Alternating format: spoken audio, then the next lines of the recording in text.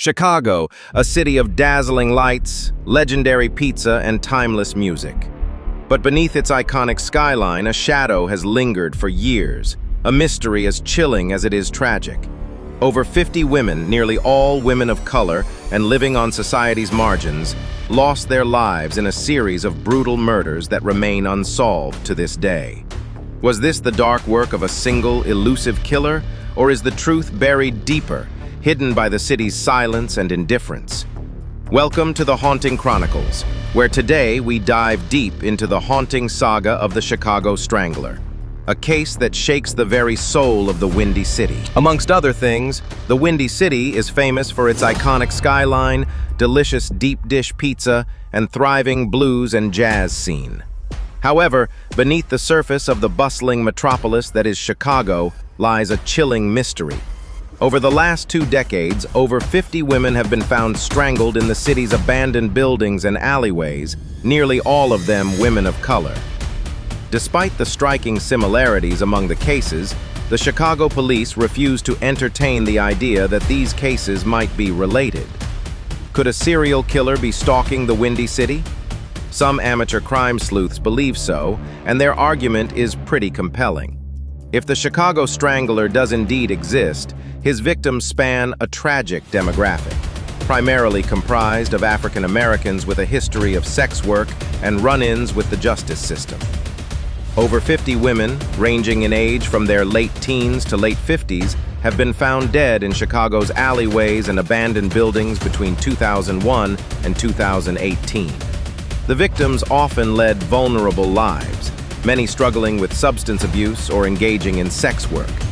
These factors likely made them easier targets for the perpetrators, who seem to prey on those marginalized by society. Besides their similar profiles, the women were also found in similar conditions, often in isolated or abandoned locations like vacant lots, alleyways, and empty buildings. Nearly all the victims showed signs of death by strangulation or asphyxiation via methods such as having had a plastic bag put over their heads. More disturbingly, nearly all of them were found partially or fully stripped, and many showed signs of sexual assault. Despite their varied backgrounds and age ranges, the common thread is their vulnerability and the brutal manner in which their lives were taken. The lack of significant forensic evidence has made it challenging to link these cases definitively to one another or a specific suspect, leaving families and communities in search of justice and answers. Some believe the deaths are the work of one mysterious man, the Chicago Strangler. Arguments for the serial killer theory. It's easy to see why some have concluded that these deaths are the work of one individual. For a start, the victim profile sounds like the work of a serial killer. Nearly all the women could be described as vulnerable and had histories of sex work as well as criminal records. Furthermore, the fact that they were nearly all African Americans speaks to either a racist motive or perhaps some kind of sexual fixation. Serial killers tend to stick to the same modus operandi and method of killing. The fact that nearly all the women were strangled and stripped to some extent seems relevant here. Furthermore, nearly all the victims were found outside or in places where they would easily be found. This detail is quite unusual for normal murders, less so for the work of a serial killer. Finally, the method of killing suggests a specific and personal mode of murder. This again points to a particular modus operandi.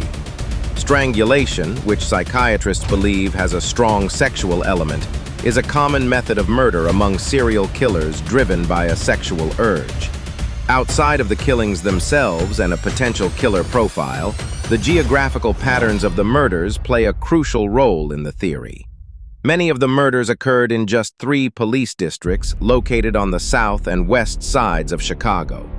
Areas like Washington Park and Garfield Park, known for their histories of violent crime and drug use, have been common locations for these murders. This clustering indicates that the killer may have a specific familiarity with these areas, potentially living or working nearby. Back in 2018, the Murder Accountability Project, MAP, reviewed the data on over 50 unsolved murders that involved strangulation or asphyxiation in Chicago since 2001. Their algorithm sorts the unsolved homicides by location, victim profile and killing method, and identifies clusters associated with low homicide clearance rates. According to MAP, these clusters are a strong indicator of serial killer activity in an area.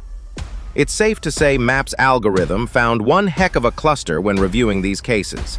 The folks at MAP have also argued that the timeline of the murders supports the single killer theory. The killings paused from 2014 to 2017 before picking up again.